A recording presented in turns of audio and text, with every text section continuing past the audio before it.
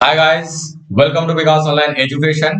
दोस्तों, आज के सेशन में हम लोग एसएससी जीडी 2019 11 फरवरी 2019 का फर्स्ट शिफ्ट का मैथ का क्वेश्चन को सॉल्व करने वाले हैं दोस्तों। बिल्कुल ऑफिशियल क्वेश्चन को हम लोग सॉल्व करने वाले हैं दोस्तों। इससे आपको ये बेनिफिट होगा कि 2021 में जो एसएससी जीडी का जो एग्जाम होने वाला है दोस्तों, उस पे आपको तैयारी करने में एक हेल्प होगा और किस लेवल का 2019 में क्वेश्चन पूछा था वो भी जानकारी होगा और उसी के अकॉर्डिंग आप 2021 का भी एग्जाम को तैयारी आसानी से कर सकते हैं। तो आइए दोस्तों, आज का सेशन को स्टार्ट करते हैं और चलते हैं बिल्कुल ऑफिशियल क्वेश्चन की ओर और हम लोग सॉल्व करते हुए क्वेश्चन को भी चलेंगे। तो आज का सेशन का फर्स्ट क्वेश्चन दोस्तों, क्वेश्चन यहाँ पे आ चुका है। क्वेश्चन ये है कि एक थैला में 1 रुपया, 2 रुपया और ये 5 रुपए के मूल वर्ग में 420 रुपया है, ठीक है। और 1 रुपया, 2 रुपया और 5 रुपए के सिक्कों की संख्या 8:1:5 के अनुपात में है दोस्तों।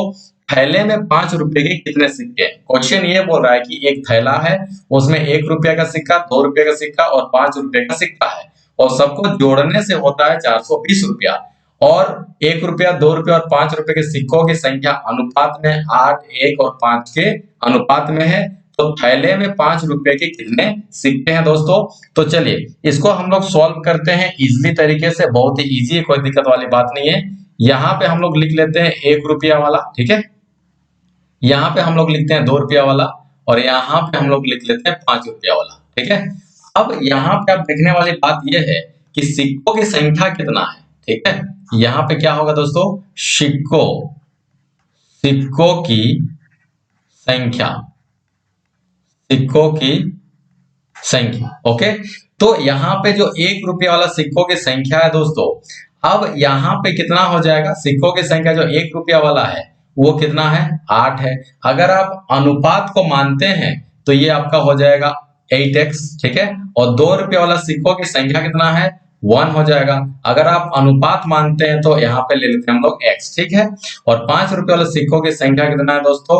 वो है 5 और ये x। क्यों? क्योंकि अनुपात को हम लोग मान लिए हैं x, ठीक है। अब सिक्कों की मान, अब ध्यान से देखिएगा, यहाँ पे ध्यान से समझिएगा बात को कि सिक्कों की मान, ठीक है। सिक्कों की मान, सिक्कों की मान, सिक्कों की मान, ओके। चलिए अब यहाँ पर अगर 1 रुपया वाला सिक्का, 1 रुपया वाला सिक्का अगर टोटल 8 सिक्का है तो कितना रुपया होगा? ये हो जाएगा 8x, ठीक है। अगर 1 रुपया वाला सिक्का का संख्या, अगर 2 रुपया वाला सिक्का की संख्या उसका है 1 तो 2 रुपया होगा टोटल, ठीक है। और अगर 5 रुपया वाला सिक्का का संख्या भी 5 है तो टोटल रुपया होगा कितना? 25। आई बात समझ में? यहाँ तक समझ में आ गया? तो टोटल हम लोग जब इसको कर लेते हैं दोस्तों तो टोटल रुपया कितना हो जाएगा? टोटल रुपया हम लोग के पास में कितना है? टोटल रुपया हम लोग के पास में 420 रुपया, ठीक है। और टोटल सिक्कों का जो मान है वो कितना हो जाएगा? ये हो जाएगा 8x और यहां से होगा 2x और यहाँ पे होगा ये 25x। ये है रुपयों का संख्या और टोटल में हो जाएगा 420 रुपया। आई बात समझ आता है? चलिए तो यहां से कितना निकल के आता है? 8 और 2 10 होता है और 10 और 20 कितना हो जाएगा दोस्तों? ये हो जाएगा 30 और 5 ये हो जाता है 35। आई बात समझ में? तो 35x इक्वल टू कितना हो जाएगा? ये 420। तो x बराबर कितना निकल के आएगा दोस्तों? 420 बट्टा ये हो जाएगा 35, ठीक है। तो देखिए 7 और 6 35 से कटेगा, 7 6 42 कटेगा और एक 0 हो जाएगा और 5 ये 12 से कट जाएगा। तो x बराबर कितना हो जाएगा दोस्तों? ये हो जाएगा आपका 12। तो हम लोग को यहाँ पे निकालना क्या है? 5 रुपये वाले सिक्कों की संख्या।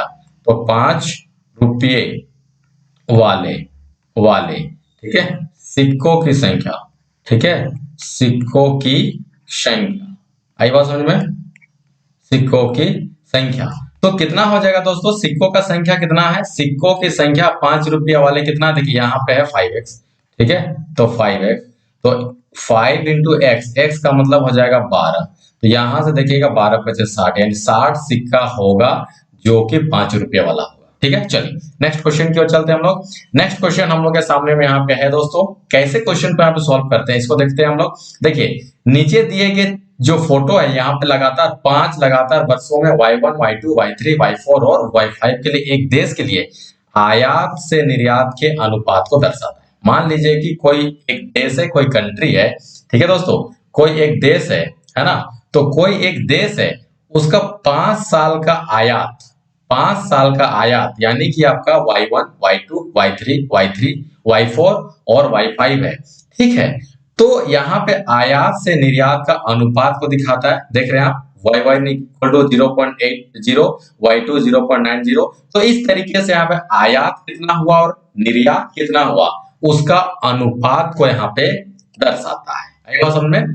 क्वेश्चन ये बोल रहा है यदि वर्ष Y3 में, अगर Y3 में, वर्ष Y3 में अगर निर्यात हुआ 35,000 करोड़ रुपया, तो वर्ष Y3 के लिए आयात कितना होगा? आयात कितना होगा? तो चलिए यहाँ पे आयात को भी हम लोग निकाल लेते हैं।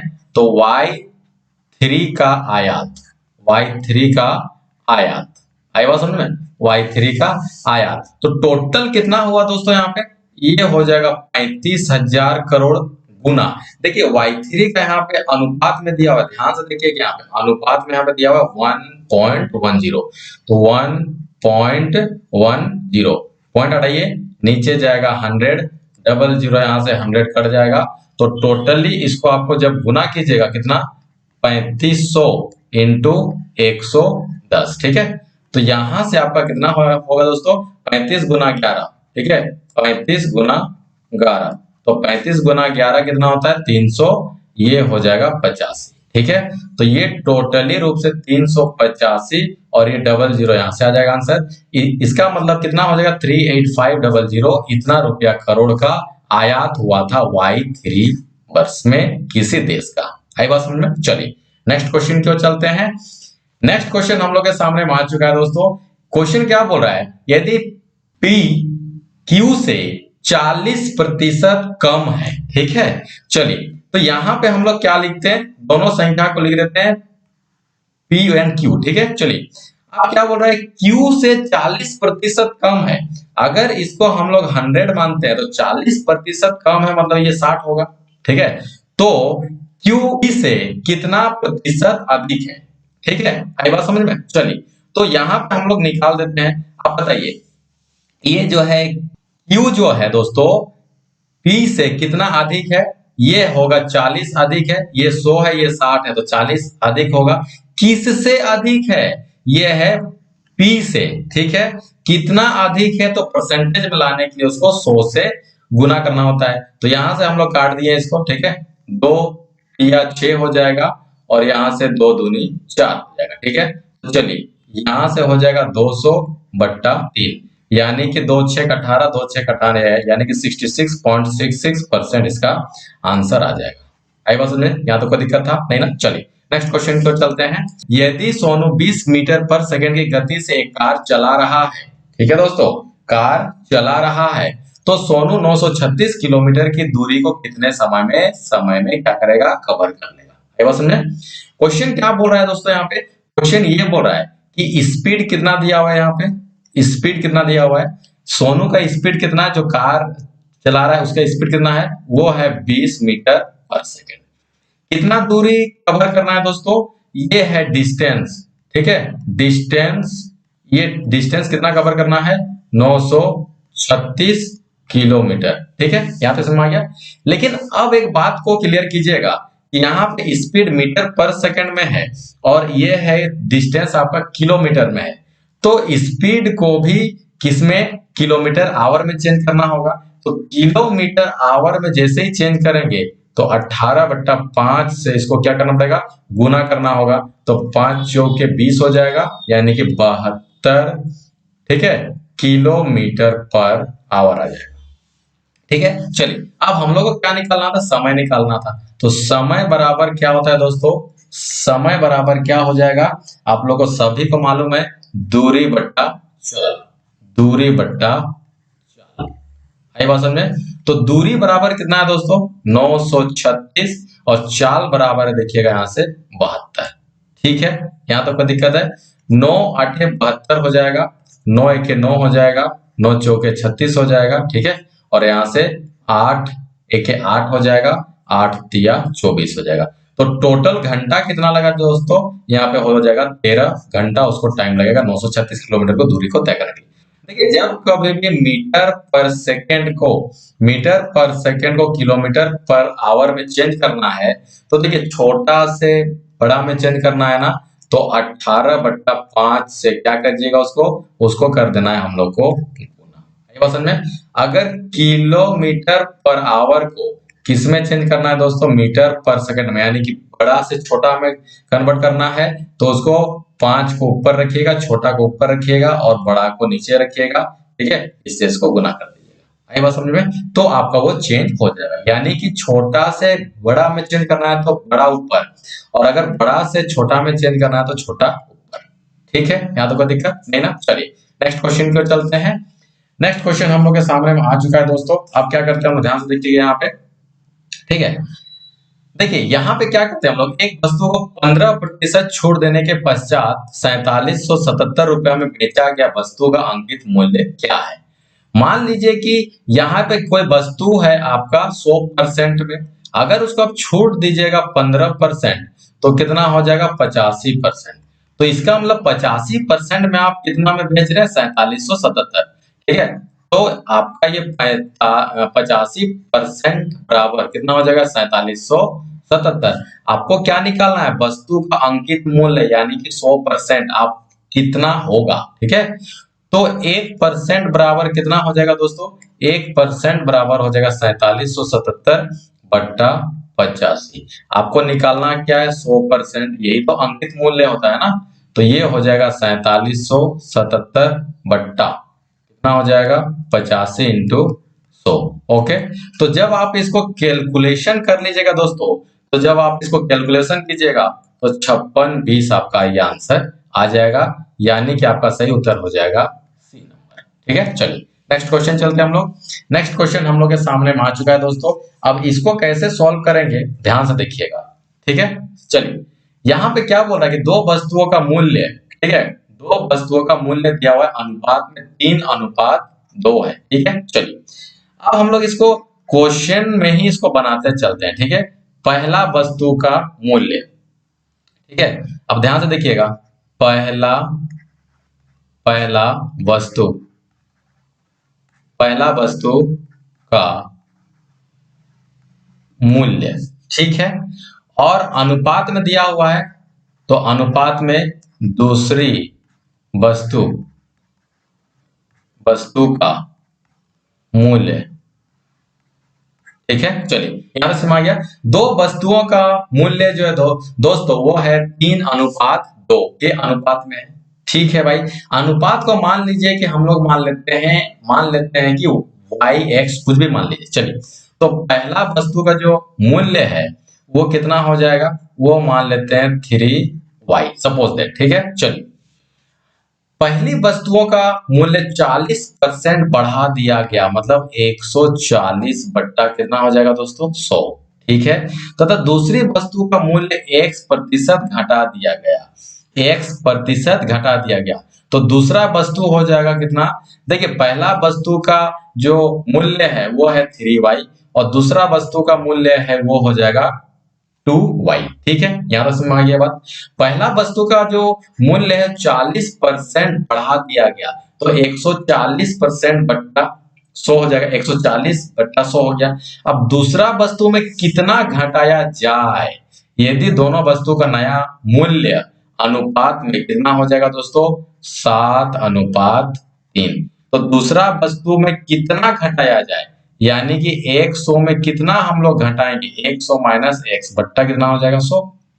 ठीक है, आई बात समझ में यहाँ तक, ठीक है ना, यहाँ तो कोई दिक्कत नहीं है। हम पहला वस्तु में 140% क्या कर दिए, बढ़ा दिए, और दूसरा वस्तु में x% हम घटा दिए, हमको मालूम नहीं है कि कितना घटाना है। ठीक है, तो ध्यान से देखिएगा, ये 100 से 100 यहाँ पे खत्म हो जाएगा, और यहाँ पे देखिएगा y से y ये भी खत्म हो जाएगा। ठीक है, तो यहाँ पे कितना बचेगा दोस्तों, ये बच जाता है 3 × 140 बट्टा यहाँ पे कितना होता है 2 और यहाँ पे है 100, यानी कि हो जाएगा 200 माइनस यहाँ पे 2 इंटू एक्स, 2x हो जाएगा, आई बात समझ में, और यहाँ पे होगा 7/3।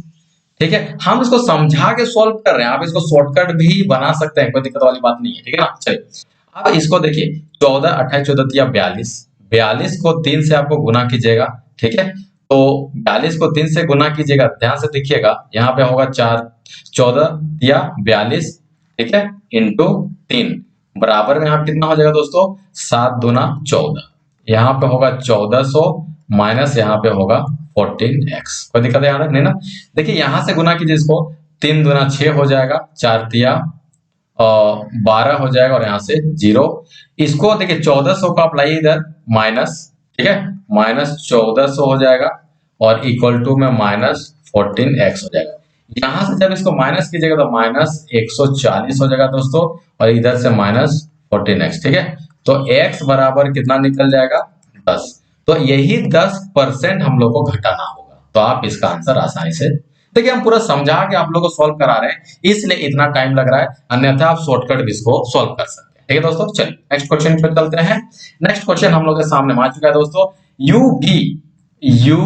और v बराबर दिया हुआ है 4:7। ठीक है, VW दिया हुआ है 9:7। ठीक है, और u बराबर दिया हुआ है 72, तो w का मान क्या होगा, u VW। चलिए तीनों का अनुपात हम लिख लेते हैं, u v और w।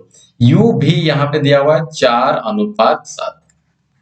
ठीक, v और w दिया हुआ है, v और w दिया है 9:7, 9:7। ध्यान दीजिएगा, अगर बगल में खाली है तो कचरा कहाँ डालने चाहिएगा, आपका घर के बगल में खाली है तो कचरा वहीं पे डालना चाहिएगा। तो जो खाली स्थान रहता है उसके बगल में हम लोग उसी को लिख देते हैं, इसके खाली स्थान है यहाँ पे, इसको लिख दिया। ठीक है, 9 चौके 36 हो जाएगा, 9 साते 63 हो जाएगा, और 7 7 49 हो जाएगा। कोई दिक्कत। अब W का मान कितना आया, 49, तो W का मान आया 49। 49 बराबर कितना देके रखा हुआ है दोस्तों, 49 बराबर, अच्छा U का मान दिया हुआ है ना, सॉरी, यहाँ पे हम क्या कर रहे हैं, U बराबर कितना दिया हुआ है, 72। तो U बराबर यहाँ पे कितना हो जाएगा दोस्तों, 36। तो 36 बराबर यहाँ पे कितना हो जाएगा, 72। आई बात समझ में, 36 का मान दिया हुआ है यहाँ पे 72, क्योंकि U तो यही निकल रहा है ना। चलिए, तो 1 बराबर कितना हो जाएगा दोस्तों, 2, यानी 72/36 इक्वल टू 2। हमको किसका निकालना है, W का। तो W कितना है दोस्तों, 49 है, तो 49 का निकाल लेंगे। 49 बराबर कितना हो जाएगा, 49 इंटू 2, यानी कितना का, 9 दूना 18, और 4 दूना 8 और 1 9। ठीक है, तो यहाँ पे हो जाएगा 98। ठीक है, चलिए नेक्स्ट क्वेश्चन की ओर चलते हैं। नेक्स्ट क्वेश्चन हम लोग के सामने में यहाँ पे आ चुका है दोस्तों, कैसे सॉल्व करेंगे हम लोग इसको, ध्यान से देखिएगा। ठीक है, चलिए, एक राशि साधारण ब्याज में 5 वर्षों में 10,650 रुपया हो जाता है। कितना, 5 वर्षों का। ठीक है, ये 5 वर्षों का मिश्रधन है ये। ठीक है, ध्यान से समझिएगा, मिश्र धन। ठीक है, 5 वर्षों में कोई साधारण ब्याज की दर से कितना रुपया हो जाता है, ये हो जाएगा 10,650 रुपया हो जाएगा इसका मिश्रधन टोटल। ठीक है, और 6 वर्षों में कितना हो जाएगा, 11,076 रुपया। 6 वर्षों का मिश्रधन ये कितना हो जाएगा दोस्तों, ये हो जाएगा आपका रुपया 11,076 रुपया। तो बताइए, जब 5 साल में 10,650 रुपया हो रहा है, 6 साल में हो रहा है 11,076 रुपया, तो 1 साल का ब्याज कितना बढ़ रहा है। ठीक है, 1 वर्ष में ब्याज कितना हो रहा है, तो 1 वर्ष का ब्याज कितना हो जाएगा दोस्तों, 1 वर्ष का ब्याज, 1 वर्ष का ब्याज कितना हो जाएगा, ये हो जाएगा आपका 11,076 माइनस कितना, 10,650। ठीक है, तो जब इसको आप घटा दीजिएगा तो घटाने से आपके पास में कितना, 426 रुपया आपका ये निकल के आ जाएगा। ठीक है, 426 रुपया, ये 1 साल का ब्याज हो रहा है। तो 5 साल का ब्याज कितना हो जाएगा, 5 वर्ष का ब्याज ठीक है, तो 1 साल में निकल रहा है 426 रुपया, तो 5 साल में कितना निकलेगा, ध्यान से देखिएगा, 5 6 30, 3 बचेगा, 5 दूना 10 और 3 13 हो जाएगा, 1 5 को 20 और 1 21, यानी 2000, यानी 2130 रुपया जो है दोस्तों, ये 5 वर्षों का ब्याज होगा। तो हम लोग को मिश्रधन दिया हुआ है 10,650 रुपया। ठीक है, तो इसको हम लोग क्या निकाल लेंगे, इसको हम लोग आसानी से यहाँ पे क्या निकाल सकते हैं दोस्तों, ये मूलधन निकाल लेंगे। ठीक है, ध्यान दीजिएगा, मूलधन, तो मूलधन बराबर क्या हो जाएगा, मिश्रधन माइनस ब्याज। ठीक है, मिश्रधन टोटल कितना है हम लोग के सामने में, 10,650 रुपया, और ब्याज कितना है उसका है 2,130 रुपया। तो जब इसको घटा दीजिएगा तो ये निकल के आएगा, देखिए दोस्तों यहाँ पे 0 से 0 कट जाएगा। ठीक है, घटेगा, 5 में 3 गया तो 2 बचेगा, 6 में 1 गया तो 5 बचेगा, और ये आपका हो जाएगा 10 में 2 जाए 60 बचेगा। तो 8520 रुपया कहाँ है दोस्तों, 8520 रुपया यहाँ पे है, सही उत्तर हो जाएगा डी नंबर। ठीक है, चलिए नेक्स्ट क्वेश्चन की ओर चलते हैं। नेक्स्ट क्वेश्चन हम लोग के सामने आ चुका है दोस्तों। नेक्स्ट क्वेश्चन क्या बोल रहा है, मनीष ने 225 रुपया प्रति किताब की दर से किताबें खरीदी तथा 162 रुपया प्रति किताब की दर से उन्हें बेच दिया। 7 किताब को बेचने पर हानि क्या होगी। सिंपल सा क्वेश्चन है दोस्तों कि अगर 225 रुपया में आप खरीद रहे हैं, 162 रुपया में बेचिएगा तो हानि तो होगा ना, हानि हो रहा है ना, ज्यादा में खरीदे हैं कम में बेच रहे हैं। तो 7 किताब का, 7 बुक का क्रय मूल्य, ठीक है, मूल्य, तो एक किताब का दाम है 225 रुपया, 7 किताब का दाम कितना हो जाएगा दोस्तों, तो 7 किताब का दाम यहाँ पे हो जाएगा 1500 कितना 75 रुपया। आई बात समझ में। तो जब 7 किताब को जब आप खरीदिएगा तो बेचिएगा भी ना, तो 7 बुक का विक्रय मूल्य, यानी कि विक्रय मूल्य, तो 162 रुपया में बेच रहे हैं, तो 7 किताब को जब बेचिएगा तो कितना हो जाएगा, 1134 रुपया का होगा। 1575 रुपया में खरीदे, 1134 रुपया में बेचे, तो हानि होगा ना। तो हानि बराबर कितना हो जाएगा दोस्तों, ये हानि बराबर हो जाएगा क्या, यहाँ पे क्रय मूल्य माइनस विक्रय मूल्य। ठीक है, चलिए, तो यहां से कितना निकल के आया, ये आपका निकल के आ जाता है 1575 माइनस 1134। ठीक है, तो जब आप निकालेंगे इसको तो 5 में 4 गया 1, 7 में 3 गया तो 4, और 5 में 1 गया तो 4, 441 रुपया आपका ये क्या हो जाएगा, हानि हो जाएगा। ठीक है, और अगर आपको ऐसा नहीं करना है, ठीक है, अगर आपको ऐसा नहीं करना है, सिंपल सा और एक तरीका हम बताते हैं। जैसे कि आप 225 रुपया में खरीदे, 162 रुपया में बेचे, तो कितना हो रहा है, ध्यान देखिएगा, 5 में 2 चला गया 3, ठीक है, और यहां से कितना हो जाएगा दोस्तों, 12 में 6 गया तो वो 6। ठीक है, यहां पे समझ आ गया, मतलब एक किताब को खरीद के बेचने पर 63 रुपया आपका हानि हो रहा है।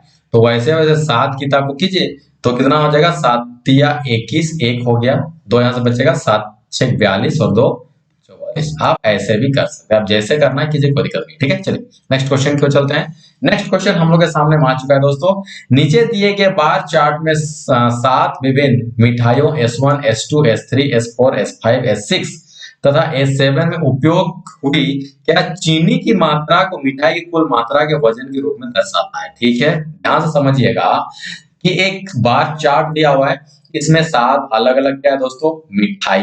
ठीक है, S1, S2, S3, S4 से लेकर S7 तक क्या इसमें मिठाई है, और इसमें जो बार में आप दिख रहा है S1 20%, S2 32%, तो ये सब मिठाई में कितना चीनी का क्वांटिटी है उसको दर्शा रहा है। ठीक है, तो बोल रहा है कि मिठाई S4 का कुल वजन, अगर मिठाई S4 का कुल वजन अगर 150 किलोग्राम है, तो मिठाई S4 में कितना चीनी का मात्रा होगा। ध्यान से देखिएगा, 150 किलो इसका वजन है, उसमें से 18% क्या है दोस्तों, चीनी का मात्रा है। काट दीजिए, कोई दिक्कत वाली बात नहीं है, 5 दूना 10 हो जाएगा, 5 तिया 15 हो जाएगा। ठीक है, यहां से 2 9 18 हो जाएगा, यानी कि 27 केजी क्या होगा, चीनी का मात्रा होगा। आई बात समझ में। ठीक है, चलिए नेक्स्ट क्वेश्चन की ओर चलते हैं। नेक्स्ट क्वेश्चन हम लोग के सामने आ चुका है। यदि 5 निरीक्षकों A1, A2, A3, A4, A5 का औसत देख रखा हुआ है N, ध्यान से समझिएगा बात को यहाँ पे, अगर A1 प्लस औसत A2 प्लस यहाँ पे A3 प्लस और यहाँ पे होगा A4 प्लस A5, सबको अगर 5 से भाग दीजिएगा तब ना औसत निकल के आएगा आपका A। ठीक है, मान लीजिए कोई 5 आपके पास में निरीक्षक है, उसका औसत दिया हुआ है N, तो ये हो गया N औसत। अगर सभी पांचों में अगर हम 100 100 घटाएंगे तो नया औसत क्या होगा, वही तो बोल रहा है, सिंपल सा क्वेश्चन है, ध्यान से दिमाग लगाइए। अगर पहला निरीक्षक में भी हम 100 घटा दिए, दूसरा निरीक्षक में भी हम 100 घटा दिए, ठीक है, तीसरा निरीक्षक में भी हम 100 घटा दिए, ठीक है, चौथा निरीक्षक में भी हम 100 घटा दिए, उसके बाद पांचवा निरीक्षक में भी हम 100 घटा दिए, तो 5 से ही ना डिवाइड कीजिएगा उसको, वही संख्या रहेगा। तो इसका मतलब जब 100 आप घटाइएगा संख्या में तो आपका औसत भी तो 100 घट जाएगा ना, आंसर आपका होगा n-100। ठीक है, चलिए नेक्स्ट क्वेश्चन को चलते हैं दोस्तों। नेक्स्ट क्वेश्चन हम लोग के सामने आ चुका है। क्वेश्चन क्या बोलता है, यहाँ पे 12 नंबर का क्वेश्चन है दोस्तों। ठीक है, चलिए यहाँ पे क्या बोल रहा है कि जो कैपिटल ए अकेले एक कार्य को 6 दिन में पूरा कर सकता है। ठीक है दोस्तों, बी अकेले समान कार्य को 8 दिनों में पूरा कर सकता है। ए तथा बी दोनों मिलकर समान कार्य को कितना दिन में पूरा करेंगे। सिंपल सा क्वेश्चन है, यहाँ पे कोई दिक्कत वाली बात नहीं है। ये है ए, ये है बी। अगर अगर यहाँ पे अकेला यदि काम करेगा तो ये 6 दिन में पूरा करेगा, बी अकेला काम करेगा तो 8 दिन में काम को पूरा करेगा। तो 8 6 48 टोटल काम हो गया। तो यहाँ पे 6 8 48, ठीक है, तो ये हो गया आपका इसका कैपिटल ए का ये एफिशिएंसी यानी कार्य क्षमता। अगर बी का 8 दिन में कार्य को पूरा करता है, 48 काम को 8 दिन में पूरा करता है, तो 8 6 48 यानी कि एफिशिएंसी कितना होगा, कार्य क्षमता कितना होगा दोस्तों, उसका हो जाएगा कितना 6। अगर दोनों मिल करके ए और बी दोनों मिल करके काम करेगा तो एक दिन में काम करता है 8 काम और एक दिन में बी काम करता है 6 काम, तो 8 और 6 कितना होता है 14 होता है। टोटल काम कितना है दोस्तों 48 और 14 काम एक दिन में होगा, तो 2 7 हो जाएगा यहाँ से, और इधर से आपका कितना हो जाएगा 24 दिन 48, तो 24/7 दिन में ये काम पूरा हो जाएगा, दोनों अगर मिलके काम पूरा करेगा। ठीक है, चलिए नेक्स्ट क्वेश्चन की ओर चलते हैं। नेक्स्ट क्वेश्चन हम लोग के सामने में आ चुका है दोस्तों, चलिए सॉल्व करते हैं इसको। 5 दूना 10 और 1 11/2। ओके, चलिए ब्रैकेट के अंदर वाला पहले काम करेगा, 4 तिया 12 और 1 13/4 हो जाएगा दोस्तों। ठीक है, सॉरी, यहाँ से कितना हो जाएगा 6 माइनस, देखिए भाग दीजिएगा तो 4 को 2 से भाग दीजिएगा तो 2 हो जाएगा, यहाँ से कोई दिक्कत वाली बात नहीं है ना। ये बोर्ड मास पे काम कर रहा है, बोर्ड मास, ठीक है, बोर्ड मास पे काम कर रहा है। ठीक है, चलिए अब यहाँ पे 11/2 हो जाएगा माइनस, चलिए लोसो ले लेते हैं, यहाँ से 4 लोसो हो जाएगा, यहाँ से 13 और यहाँ से 6 चौके 24 हो जाएगा, माइनस 4 दूनी 8 हो जाएगा। यहाँ से कोई दिक्कत नहीं ना, 11/2 माइनस, ठीक है, हम सॉल्व करके दिखा रहे हैं इसलिए इतना सा टाइम लग रहा है, अन्यथा यहाँ पे टाइम नहीं लगेगा दोस्तों, ये बात आप लोग को भी मालूम है। जब इसको पूरी तरीके से कैलकुलेशन कीजिएगा तो आपका यहाँ से निकल के आ जाएगा 29/4। ठीक है, जब इसको हम लोग यहाँ से कैलकुलेशन करेंगे 11/2 माइनस 29/4, लोसो ले लीजिएगा 4 हो जाएगा, 11 दूना 22 हो जाता है, माइनस यहाँ से 29, तो आंसर आ जाएगा -7/4। ठीक है, फर्स्ट आंसर। ठीक है, नेक्स्ट क्वेश्चन। नेक्स्ट क्वेश्चन हम लोग के सामने आ चुका है दोस्तों। राजेश 25 किलोमीटर गति 25 किलोमीटर पर घंटा की गति से अपने दफ्तर जाता है। ओके, दफ्तर जाता है मतलब घर से ये कहाँ जाता है दोस्तों, दफ्तर, ये हो जाएगा हाउस, ये हो जाएगा ऑफिस,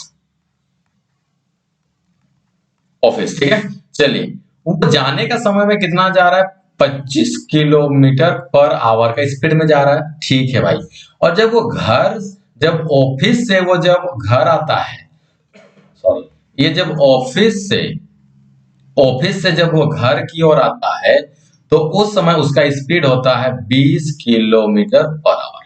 आई बात समझ में आता है, यहाँ तक कोई दिक्कत नहीं ना। तो एवरेज स्पीड क्या होगा दोस्तों, एवरेज स्पीड कितना हो जाएगा, तो एवरेज स्पीड क्या होता है 2xy/x plus Y.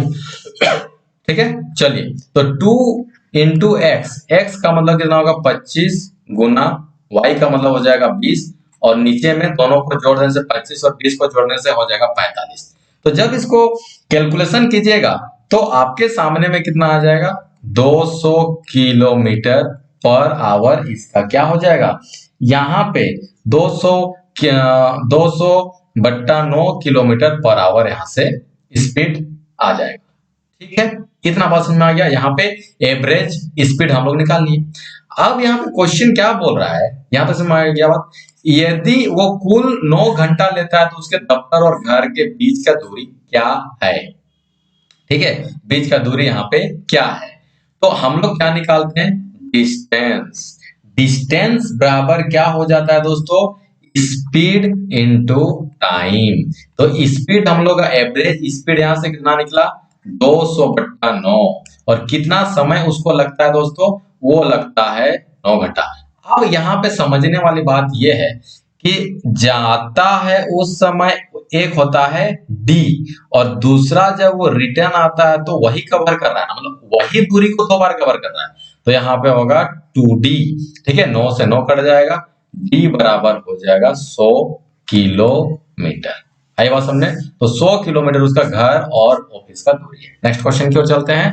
Next question हम लोग के सामने में आ चुका है दोस्तों, इसको कैसे सॉल्व करेंगे हम लोग देखते हैं, ध्यान समझिएगा। नीचे दिए गए जो एक फोटो है, यहाँ पे बार चार्ट दिया हुआ है, एक कंपनी के 5 विभिन्न उत्पादों में P1, P2, P3, P4 और P5 पर लाभ प्रतिशत को दर्शाता है। कोई एक कंपनी है, उस कंपनी में 5 सामान बनता है। ठीक है दोस्तों, उस 5 सामान का जो लाभ है ना, लाभ उस लाभ को यहाँ पे दर्शाता है। यानी कि पहला सामान का लाभ हो जाएगा 15%, दूसरा सामान का लाभ हो जाएगा 30%, उसी तरीके से सभी सामान का यहाँ पे लाभ दिया हुआ है। ठीक है, अगर तीसरा सामान का अगर राजस्व, टोटल राजस्व अगर 38,100 है, 38,100 ये रुपया में है। ठीक है, 38,100 है। अगर तीसरा सामान का राजस्व, कुल राजस्व, ठीक है, 38,100 है, तो तीसरा सामान उत्पाद तीसरा का व्यय क्या होगा। एक बात समझिएगा दोस्तों, राजस्व क्या होता है, समझिएगा इस बात को। राजस्व, ठीक है, राजस्व क्या होगा, राजस्व कैसे आएगा, पहले तो आप कुछ पूंजी लगाइएगा, यानी कि उसमें आप कुछ खर्च कीजिएगा, उसके बाद जब आप लाभ कमाइएगा, लाभ कमाइएगा, तब तो उसको बोलेंगे पूरा राजस्व। ठीक है, तो कुछ जब तक से आप कुछ इन्वेस्ट नहीं कीजिए तो लाभ कैसे कमाइएगा, तो आप कुछ इन्वेस्ट किए, कितना किए इन्वेस्ट, 100% इन्वेस्ट किए, लाभ कितना मिला आपको, 27%। कहां से मिला भाई, ये तीसरा सामान से देखिए लाभ मिल रहा है आपको। ठीक है, लाभ, ठीक है, 27, तो टोटल कितना हुआ, 127% आपका क्या हो गया, राजस्व। तो इसका मतलब हो गया 127% बराबर कितना राजस्व मिला आपको, आपको मिला है 38,100। ठीक है, तो हम लोग को क्या निकालना है दोस्तों, हम लोग को निकालना है व्यय, यानी कि तीसरा उत्पाद में कितना खर्चा हुआ है। तो हमको निकालना है 100%, तो 100% यहां से निकाल दीजिए, कितना हो जाएगा, 38,100 बट्टा 127 गुना में 100। ठीक है, जब इसको आप यहां से जब कैलकुलेशन कर दीजिएगा, ठीक है, तो यहां से कितना आ जाएगा, ये आ जाएगा 30,000। ठीक है, जो कि आपका सेकंड ऑप्शन सही उत्तर हो जाएगा। आएगा समझ। चलिए नेक्स्ट क्वेश्चन को चलते हैं। नेक्स्ट क्वेश्चन हम लोग के सामने में आ चुका है दोस्तों, अनिल, दीपक और दिनेश एक कार्य को 35 दिन में पूरा करते हैं। भाई ठीक है, अनिल तथा दिनेश समान कार्य को 60 दिन में पूरा कर सकते हैं। ठीक है, दीपक अकेला समान कार्य को कितने दिन में पूरा करेगा। कोई दिक्कत वाली बात नहीं है दोस्तों, यहाँ पे हम लोग क्या करते हैं, 3 इस तरीके से ले लेते हैं।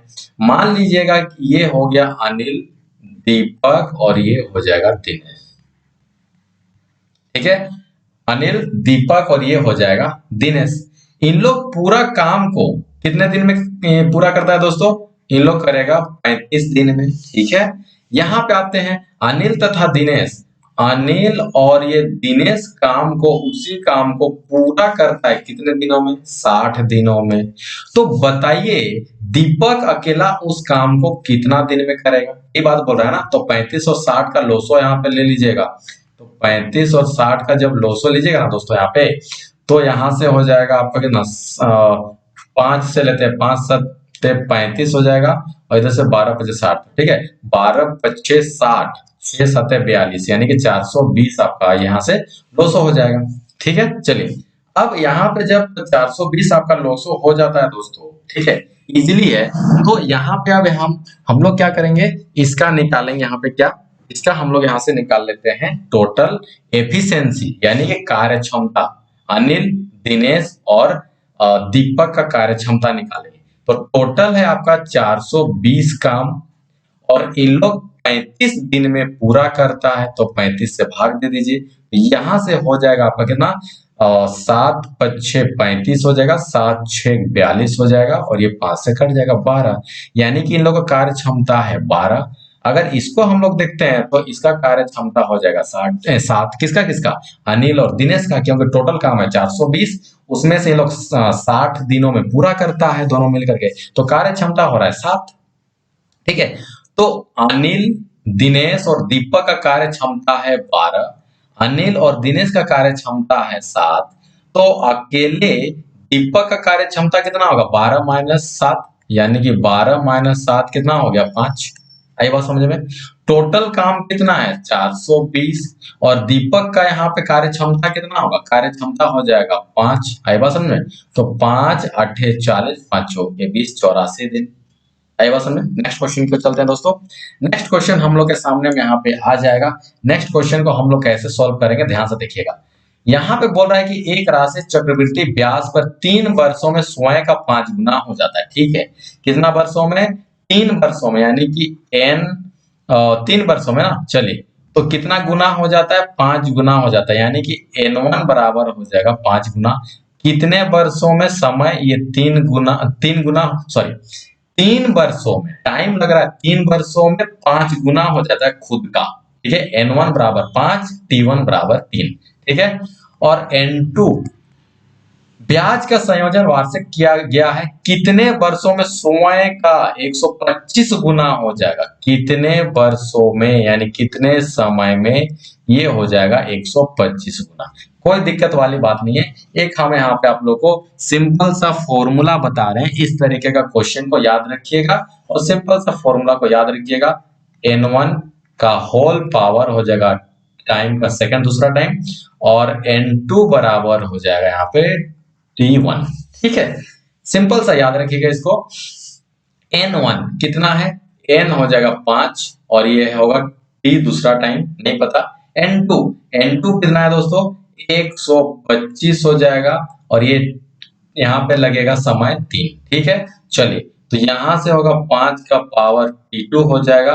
देखिए 125 को थोड़े 5 5 25 25 25 125, यानी कि 5 का पावर क्या 3 इसको लिख सकते हैं, और ऊपर में है 3, तो यहां से होगा 5 का पावर यहाँ पे होगा t2, और यहाँ से 3 तिया 9, यानी कि 5 का पावर हो जाएगा 9। तो 5 से 5 कट गया, तो दूसरा टाइम यानी कि टाइम बराबर हो जाएगा 9, यानी कि 9 साल में क्या हो जाएगा, स्वयं का ये 125 गुना हो जाएगा, ठीक है। यहाँ तो कोई दिक्कत है नहीं ना। चलिए नेक्स्ट क्वेश्चन की ओर चलते हैं। एक गेंदबाज ने लगातार 15 मैचों में, ठीक है, 15 मैचों में इतना विकेट लिए, दिए गए आंकड़ों का बहुलक क्या है, ध्यान समझिएगा। एक गेंदबाज ने लगातार 15 मैचों में 0 3 2 1 5 3 4 5 5 2 2 0 0 1 2 विकेट लिए, दिए गए आंकड़ों का बहुलक क्या है। बहुलक का मतलब होता है जो ज्यादा बार आता है, तो ज्यादा बार कौन आ रहा है, ध्यान से देखिएगा। यहाँ पे आ रहा है 5 आ रहा है, यहाँ पे आ रहा है 5, कितना बार आ रहा है दोस्तों, यहाँ पे आ जाएगा 5, ध्यान से देखिएगा। यहाँ पे आ रहा है 5, कितना बार आ रहा है, 3 बार आ रहा है, ठीक है। 2 को देखते हैं, 1 2 3 और ये 4, यानी कि 2 कितना बार आ रहा है दोस्तों, 4 बार, यानी कि बहुलक यही होगा। बहुलक आपका सेकंड होगा, यानी कि 2 बहुलक इसका हो जाएगा, फर्स्ट आंसर इसका हो जाएगा, ठीक है। चलिए नेक्स्ट क्वेश्चन को चलते हैं। नेक्स्ट क्वेश्चन हम लोग के सामने आ चुका है दोस्तों। क्या बोल रहा है, 2 का पावर 3 गुना 3 का पावर 3 तथा, ठीक है, 3 का पावर 3 गुना 5 का पावर 2 का महत्तम समावर्तक क्या होगा। महत्तम समावर्तक दोनों में कॉमन कौन है, ध्यान से देखिएगा। 3 का पावर 3 3 का पावर 3 समावर्तक हो जाएगा। नेक्स्ट क्वेश्चन पे चलते हैं। नेक्स्ट क्वेश्चन हम लोग के सामने में आ चुका है दोस्तों। कैसे सॉल्व करेंगे इसको ध्यान से देखिएगा, ठीक है। यदि एक वस्तु का क्रय मूल्य 220 रुपया है तथा लाभ 20% है, तो वस्तु का विक्रय मूल्य क्या होगा? ठीक है, इससे आसान क्या क्वेश्चन आपको मिलेगा दोस्तों? कहीं पर भी इससे आसान क्या क्वेश्चन मिलने वाला है, ध्यान से समझिएगा। ठीक है, इससे आसान कहीं भी क्वेश्चन नहीं मिलेगा। अगर किसी वस्तु को आप खरीदते हैं 220 रुपया में और लाभ कमाना चाहते हैं 20%, तो उसको आप कितना में बेचिएगा, यही बात यहाँ पे बोला जा रहा है। ठीक है, उस दिक्कत वाली बात नहीं है। 100% बराबर 100% बराबर दिया हुआ है 220। 100% में खरीदे 220 रुपया में, तो 1% बराबर कितना होगा दोस्तों? 220 बट्टा 100, 0 कट गया। आपको लाभ कितना कमाना है? 20%, यानी कि 100% तो आपके पास रहेगा ही रहेगा, लेकिन और 20% आप लाभ कमाना चाहते हैं, मतलब टोटल हो जाएगा 120%। ठीक है, तो 120% बराबर कितना हो जाएगा?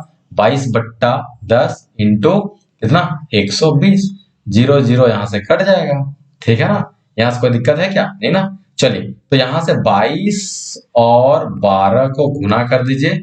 तो 22 और 12 को जब आप यहाँ पे गुना कर दीजिएगा दोस्तों, चलिए गुना करके यहाँ पे दिखा ही देते हैं हम। ठीक है, तो 22 दूना 44 हो जाएगा और इधर से 2 और ये 2 आ जाएगा। ठीक है, तो 4 6 2। ठीक है, तो 264 रुपया खाए दोस्तों यहाँ पे। ठीक है, चलिए नेक्स्ट क्वेश्चन की ओर चलते हैं। आइए दोस्तों, नेक्स्ट क्वेश्चन की ओर चलते हैं हम लोग। यहाँ पे देखिए, जितना क्वेश्चन ये आसान दिख रहा है दोस्तों, उतना आसान ये नहीं है। थोड़ा सा गलती कीजिएगा, आपका यहाँ पे रॉन्ग हो जाएगा। ठीक है, चलिए, तो 10 और 3 को गुना कीजिए और 1 से जोड़ दीजिए, तो कितना होता है? 10 तिया जानते हैं सभी को, एक जोड़िए उसमें, तो 31 हो जाएगा बट्टा 3 आ जाएगा। ठीक है, अब इसको भाग को भाग ही रहने दीजिएगा, क्योंकि बहुत कोई क्या करेगा ना यहाँ पे कि अभी इसको भाग को गुना में चेंज कर देगा, लेकिन यहाँ पे क्या है दोस्तों? का मतलब सबसे पहले उसको ऑफ ऑफ मतलब होता है का। ठीक है, जैसे कि आप लोग यहाँ पे बोर्ड बोर्ड मास, तो देखिए यहाँ पे क्या होता है ना दोस्तों? ऑफ का मतलब होता है ऑफ, ऑफ का मतलब होता है हिंदी में का। तो इसका पहले यूज करेंगे, फिर यहाँ पे किसका? डिवाइड का यूज करेंगे। ठीक है, तो सबसे पहले हम लोग का यहाँ पे यूज करने वाले हैं। ठीक है दोस्तों, तो यहाँ पे जैसे ही हम लोग का यानी कि गुना का करेंगे, तो गुना ये होगा यहाँ पे। ठीक है, और यहां से क्या होगा? यहाँ पे होगा 10 जोड़ 14 बट्टा 3, क्योंकि भाग है वहां पे। ठीक है, और माइनस यहाँ से 1 हो जाएगा। यहाँ तो कोई दिक्कत है दोस्तों? नहीं ना। चलिए, तो 31 बट्टा 3 और यहाँ से हो जाएगा भाग, और ये 5 बट्टा 3 होगा दोस्तों। ठीक है, इसको अभी ऐसे ही रहने दीजिए, और ये हो जाएगा गुना यहाँ से। ठीक है ना। चलिए, अब इसको हम लोग क्या करते हैं? 3 लोसो ले लेते हैं, 10 तिया 30 हो जाएगा दोस्तों, और ये हो जाएगा आपका 14 माइनस 3। ठीक है, चलिए यहां से कितना हो जाएगा? 31 बट्टा 3 हो जाएगा, और ये भाग 5 बट्टा कितना? 3 हो जाएगा। ठीक है, इसको हम लोग क्या करेंगे? इसको हम लोग जस का तस ऐसे ही रहने देने वाले हैं दोस्तों अभी। ठीक है, ऐसे ही हम लोग रहने देने वाले हैं, क्योंकि थोड़ा सा भी हड़बड़ी करेंगे हम लोग गलत हो जाएगा। ठीक है, चलिए, तो यहां से हो जाएगा 31 बट्टा 3। ओके, और ये हो जाता है भाग कितना? 5 बट्टा 3। ठीक है, चलिए अब इसको सॉल्व कीजिए। यहाँ पे होगा 30 और 14 44, 44 माइनस 3 कितना हो जाएगा दोस्तों? ये होगा आपका 41 बट्टा 3। ठीक है, यहाँ तो कोई दिक्कत नहीं ना। चलिए, अब कितना हो जाएगा? 31 बट्टा 3 भागा। ठीक है, अब देखिए इसको पहले ऑफ गुना वाला कीजिए इसको पहले, तो कितना होगा? 5 के 5 हो जाएगा दोस्तों, 5 1 के 5 हो जाएगा। ठीक है ना, और यहां से होगा 5 चौके 20, यानी कि 205 बट्टा। ठीक है, यहाँ पे 3 दिया 9। आई बात समझ में? यहाँ तक कोई दिक्कत है नहीं ना। यहाँ पे देखिए है का मतलब ऑफ, इसको हम गुना कर दिए हैं। ठीक है, इसको आप ध्यान में रखिएगा, नहीं भी गुना कीजिएगा, सिर्फ ऑफ लिखिएगा, फिर भी कोई दिक्कत वाली बात नहीं है। अब इसको क्या करते हैं? अब ये भाग है, तो भाग को हम लोग क्या करते हैं? गुना कर देंगे, तो ऊपर चला जाएगा 9 और नीचे आ जाएगा 205। ठीक है, चलिए कीजिए, तो 3 तिया 9 हो जाएगा। ठीक है, चलिए अब यहाँ पे एक ही ऑप्शन में हमको दिख रहा है 205 नीचे है। ठीक है, तो यही ऑप्शन हम लोग का सही उत्तर हो जाएगा दोस्तों। 3 1 3 और 3 तिया 9 बट्टा यहाँ कितना हो जाएगा? 205। यही आंसर हो गया। ठीक है, नेक्स्ट क्वेश्चन क्यों चलते हैं। नेक्स्ट क्वेश्चन हम लोग के सामने आ चुका है दोस्तों। इसको कैसे हम लोग सॉल्व करते हैं, ध्यान से देखिएगा। एक कमरे की लंबाई, चौड़ाई और ऊंचाई 21 मीटर, 12 मीटर और 16 मीटर है। ठीक है दोस्तों, 21 मीटर, 12 मीटर और 16 मीटर है। तो उस कमरे में रखे जाने वाले सबसे बड़ी छड़ की लंबाई क्या होगा। जैसे कि मान लीजिए कि आपका ये एक रूम है। ठीक है दोस्तों, आपका यहाँ पे एक रूम है और रूम का आपका लंबाई, चौड़ाई और ऊंचाई दिया हुआ है और बोल देगा कि आपको इस रूम में सबसे लंबी छड़ी को रखना है। तो आप क्या कीजिएगा, उसका जो विकर्ण है दोस्तों, उसका विकर्ण को आप उसमें लंबाई को ज्ञात कीजिएगा, तो वही होगा उसका लंबा छड़ी। ठीक है, चलिए। तो एल बराबर कितना दिया हुआ है, 21 मीटर, चौड़ाई बराबर दिया है 12 मीटर और ऊंचाई बराबर दिया हुआ है 16 मीटर। ठीक है, तो सबसे लंबी, ठीक है, सबसे लंबी छड़ी कौन वाली होगी। ठीक है, लंबी वाली छड़ी, इसका रूट अंडर में तीनों का वर्ग कर दीजिएगा। ठीक है, एल का स्क्वायर, बी का स्क्वायर और ये एच का स्क्वायर। ठीक है, कोई दिक्कत वाली बात है यहाँ तक नहीं ना। तो यहाँ पे लंबाई कितना हो जाएगा, 21 का स्क्वायर हो जाएगा, 12 का यहाँ से कितना हो जाएगा, स्क्वायर हो जाएगा और एच मतलब 16 का ये स्क्वायर हो जाएगा। ठीक है दोस्तों, चलिए। तो अब यहाँ से कितना आ जाएगा दोस्तों, 21 का स्क्वायर आप लोग को पता है 441 होता है, 12 का स्क्वायर होता है आप लोग को भी पता है 144 होता है और 16 का स्क्वायर हो जाएगा आपका कितना, 256। ये तो आप लोग को यहाँ से ये पता है। ठीक है दोस्तों, जब सबको यहाँ पे जोड़ दीजिएगा तो आपका निकलेगा कितना, 841।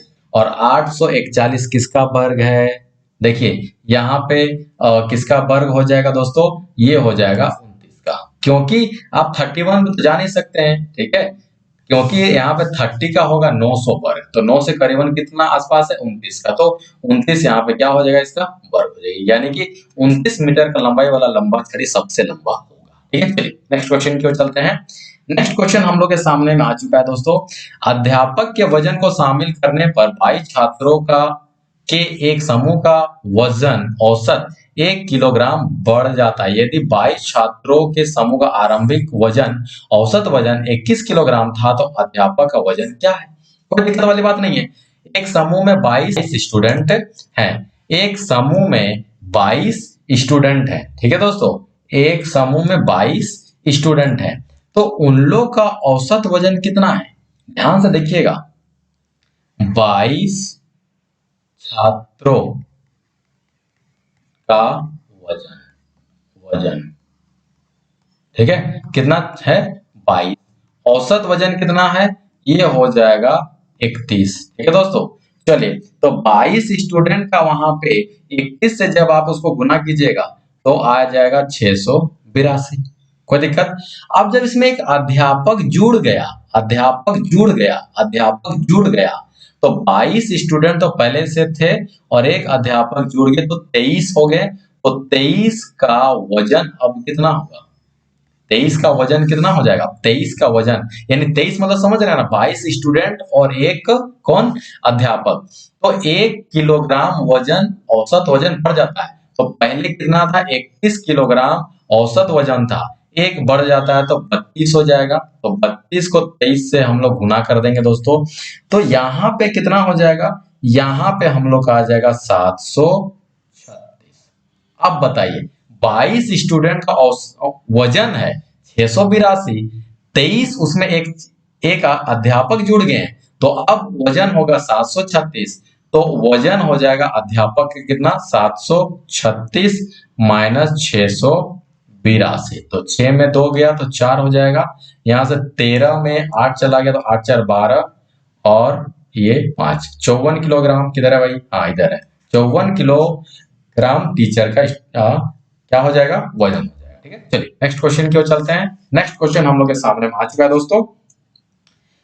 अब यहाँ पे क्या करेंगे, एक शंकु का ऊंचाई 16 सेंटीमीटर, ठीक है चलिए भाई, तो शंकु का ऊंचाई कितना हो जाएगा, 16 सेंटीमीटर एक शंकु का ऊंचाई हो जाएगा। ओके दोस्तों, 16 सेंटीमीटर का एक ऊंचाई हो जाएगा शंकु, तो h बराबर 16 सेंटीमीटर, तथा आधार का जो रेडियस है ना दोस्तों, रेडियस हो जाएगा r बराबर, रेडियस हो जाएगा वो हो जाएगा 30 सेंटीमीटर। ओके, चलिए, यदि इसमें रंगने की दर 14 सेंटीमीटर पर स्क्वायर की दर है, तो शंकु के बाहर को रंगने में कुल खर्च कितना होगा? तो बाहर में जब इसको आप रंगिएगा इस तरीके से, तो इसका रंगने में कुल खर्च कितना होगा? यदि 14 सेंटीमीटर पर स्क्वायर की दर से अगर खर्च आता है, तो हम लोग को बाहर बाहर रंगना है ना सिर्फ, तो शंकु का वक्र एरिया को निकालना पड़ेगा। ठीक है, चलिए, तो शंकु का वक्र वक्र पृष्ठ क्षेत्रफल,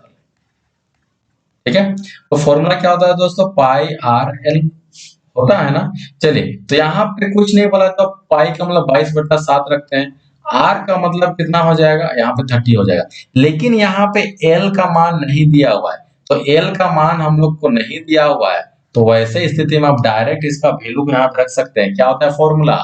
एल स्क्वायर इक्वल टू, ध्यान से देखिएगा, ये आपका क्या हो जाएगा दोस्तों? ये आपका शंकु का आधा भाग हो गया, तो ये हो जाएगा आपका एच, सॉरी ये हो जाएगा आपका एच, और ये हो जाएगा आपका एल, और यहाँ पे हो जाएगा रेडियस। तो जब आपको ये वाला चीज निकालना है, हाइपोटेनस को निकालना है, तो क्या हो जाएगा दोस्तों? एच स्क्वायर प्लस आर का स्क्वायर। ठीक है, चलिए, तो यहां से हो जाएगा 22/7 इंटू यहां से कितना होगा? 30, और ये वाला एच, एच का मतलब हो जाएगा आपका 16 का स्क्वायर।